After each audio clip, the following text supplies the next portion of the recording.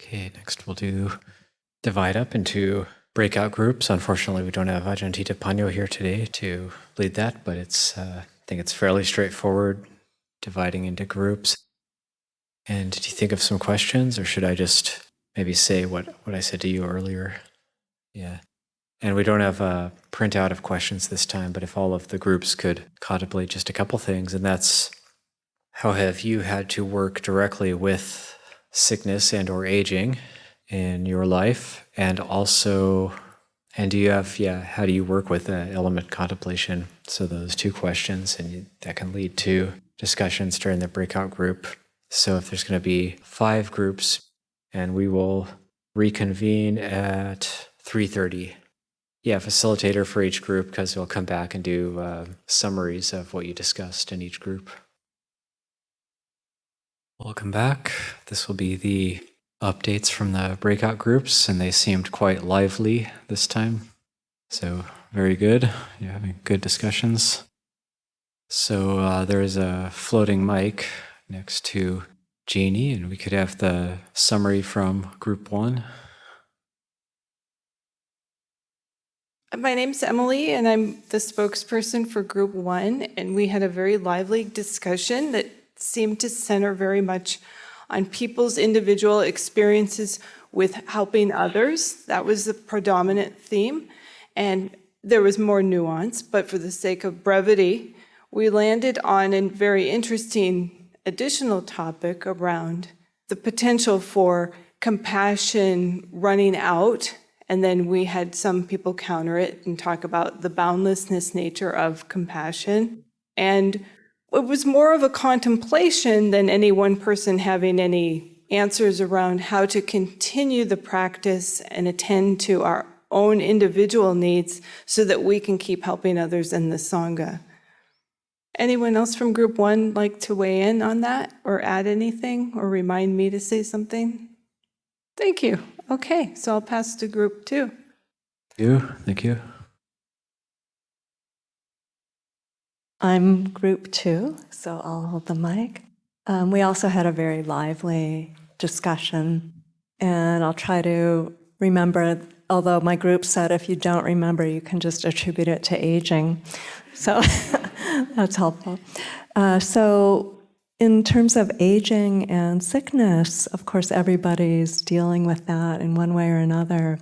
And it ranged from the experience of really confronting or encountering the aging of one's parents who have been part of your life, all your life, and the responsibility or feeling of responsibility to help care for them and be present with them as they move out of this life, and the challenges of dealing with just the body. Each of us in some way is facing those challenges, some more than other, and kind of the refuge of awareness and the challenge, but the promise of opening with awareness to whatever is happening and not being able to control what is happening. And I actually asked the question of how, we're all going to face this, and how do we deal with the horror of it and the fact that there's nowhere to go? And that's an open question for us.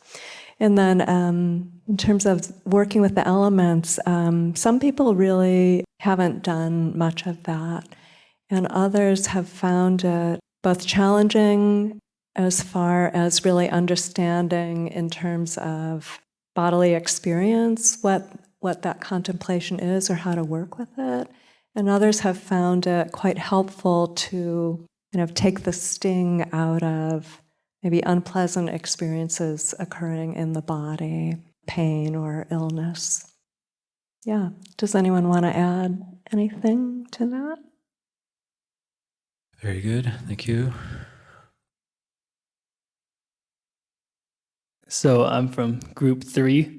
We talked about different ways that we overcome aging, sickness, and death using the Triple Gem, using reflections on the Buddha, the teachings of the Buddha, and talks from the Sangha as well as a way to overcome it.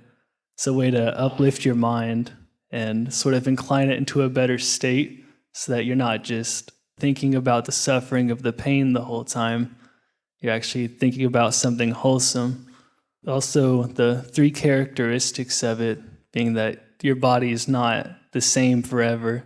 You can't always do the same things you used to do. There's a lot of dukkha involved with that. Then the whole not self of it too, not taking it as my pain, that this is mine, sort of separating it from your feeling, separating yourself out of it, looking at it from an outside perspective. Yeah, would anyone like to add anything?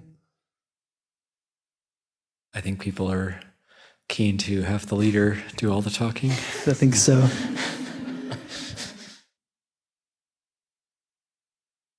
I've been drafted into this role, so forgive me. We had a wonderful discussion. We had a real mix of ages, from 70 to 26, so we had a lot of really great perspective.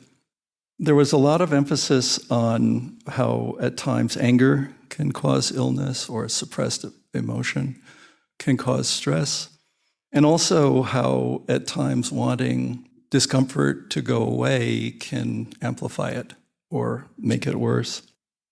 Because I think of our different ages, some of us really are feeling a sense of urgency, not knowing when it's going to come, not knowing when it might happen, having seen it in others and knowing through our life experience that it will happen, and this amplifying the precious nature of life, the precious nature of caring for each other.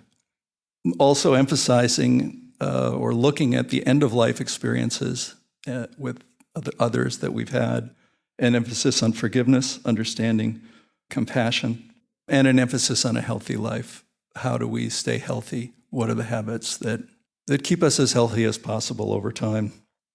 Several people in the group have had near-death experiences and spoke about how real they were. They weren't abstract. It wasn't an idea. One member of our group was held up at gunpoint, and it was a real wake-up call for her and for her practice. Is there anything else that... I think we also agreed that young people look very good and that old people are not always ugly, but often are. And also making good decisions to be happy, including getting a divorce if that's necessary. So where's number 5? Thank you. Hi, my name is Hisayo. We had a small group, but very active and engaged discussion. I really enjoyed it.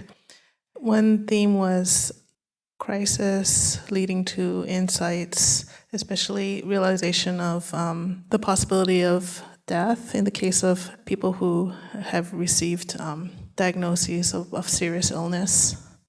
And insights such as the importance of metta, focusing on one's well-being, don't take on more responsibility for things that others can help with as well, and looking at good qualities to let go of fault finding, not letting the mind getting sick along with the body. The idea of the 2 darts was brought up. Pain is inevitable, but suffering, the second dart, is not. In terms of the elements, one person brought up the idea of when the elements are not balanced, it can cause illness. And someone else brought up the perspective of the contemplation of the experience within the body, so as to be able to see experiences in the body as parts of nature. It's like this. And through letting go of clinging, there's more of a sense of space. And so one question was, is space different from air element? I think sometimes it's categorized separately, space element and air element. And yeah, I think those are the main points made. Anybody remembers anything else, please chip in or chime in. Thank you. Okay, thank you, everybody. Very good discussions. It sounds like it was very fruitful discussions.